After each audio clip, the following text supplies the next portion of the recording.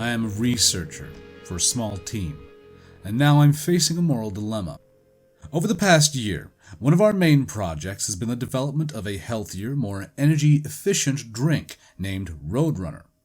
Upon completion of Roadrunner's formula and design, we contacted a local university and requested to use 100 of their freshmen as subjects in a study. The purpose of our study was to compare the alertness of freshmen and determine if our energy drink positively benefited their college experience. The 100 freshmen were randomly divided into two groups. Group 1 received Roadrunner and were requested to drink 1 bottle per day. Group 2 was allowed to drink anything except Roadrunner. We specifically selected freshmen due to the stresses involved in the first year of college. To contribute to the subjects' stress levels, we assigned all of them a journal project about adjusting to college. They were required to write 1 entry per day for a total of 14 entries. Our study commenced on August the 11th, 2015, and concluded on August 25th, 2015. I will not delve into the intricacies of our data collection and its analysis. For this explanation, I will be straightforward.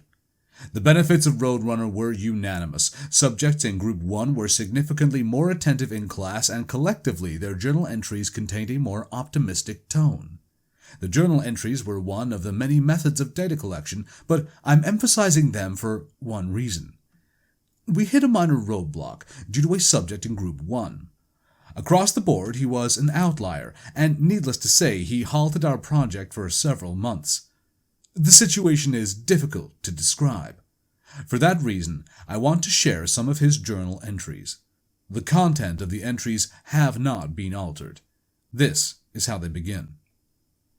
I have never seen my roommate's face, and it makes me believe that he doesn't have one. Benny, he's a real sick fuck. Let me start when I arrived on campus. They were swarming. There were people everywhere, students, parents, friends. They were rushing all over the place and carrying massive amounts of furniture, suitcases, tacky decorations, you name it. I was standing amid the chaos and struggling to find my residence hall on a school map when a group of guys nearly trampled me. These people were out of their goddamn minds. It took me 3 trips to my car and back to gather all my belongings. Everything had calmed down by then, and when I reached my dorm room, I was ready to pass out. I dropped 2 backpacks onto my bed and laid down on the mattress. My gaze drifted to the vacant bed on the opposite side of the room. Benny still hadn't arrived. Maybe he was late. I tried staying awake for him, but I fell asleep. I woke from the nap a few hours later and glanced over to the empty side of the room. Still not here? The sun was beginning to set. That's really weird that he wouldn't arrive sooner. I spent the evening putting my room together. I hung my clothes in the bureau and claimed 2 drawers from the dresser. I decorated my half of the room with posters. I left my textbooks and student paperwork on the desk. Lastly, I hung a calendar above my bed and turned around, expecting my roommate to have arrived. It was dark outside now. Where the hell was he? I booted up my laptop and connected it with the school Wi-Fi. Before I could do anything else, I had to leave for my first hall meeting. We were lectured about rules for half an hour. When the meeting finished, all of the guys left in pairs. I supposed that Benny would be arriving later. I just hated for him to be moving in on the first day. I returned to my room and got ready for bed. I was anxious, beyond anxious for my first day of college. It felt like Christmas Eve. I couldn't even sleep if I tried. When the hallway grew quiet, I finally began to doze off. Half asleep, I felt a light tap against the back of my head, and I jerked up so suddenly that I smacked my forehead against the headboard. I cursed and felt my head beginning to throb. I slid out of bed and shoved the mattress closer to the top of the bed frame. My head must have dipped past the pillow and tapped against the wood. When I felt it, it was one of those knee-jerk reactions. My head ached all night long. By morning, Benny still wasn't there. I didn't have time to worry about him, though. I was rushing around and getting ready for class. I slept a little late and didn't have time to grab breakfast. I just took a Roadrunner drink instead. It was a weird surprise that I had been selected to participate in this study. I mean, I didn't mind. It was free smoothies and a cash supplement to my college fund. Who wouldn't love that? I was so busy my first day that I returned to my dorm room after dinner.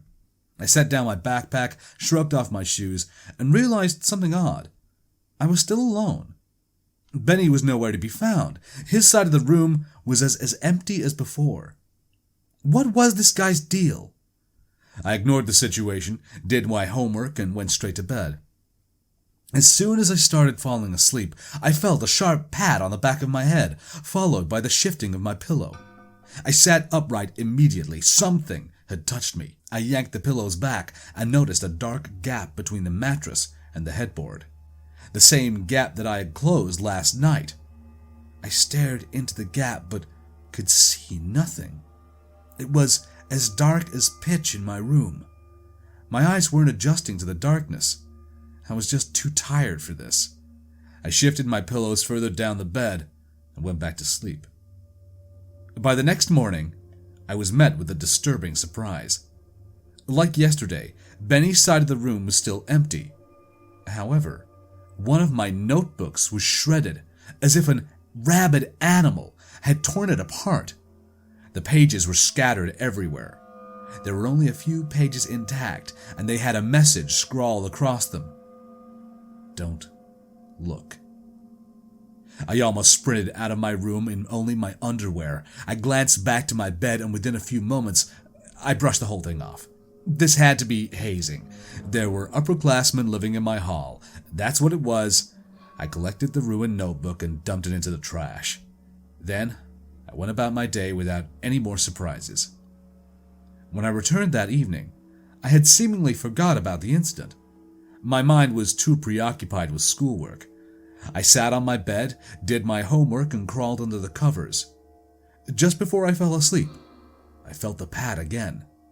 This pat was longer, though. This one lingered. It was a hand. I shot away from my pillows and scooted to the other side of the bed, breathing heavily. I was petrified. There was something under my fucking bed, as a part of me wanted to check while the other wanted to dash out the door. Neither of these sides won. I passed out. The next night, I convinced myself that it had been a nightmare.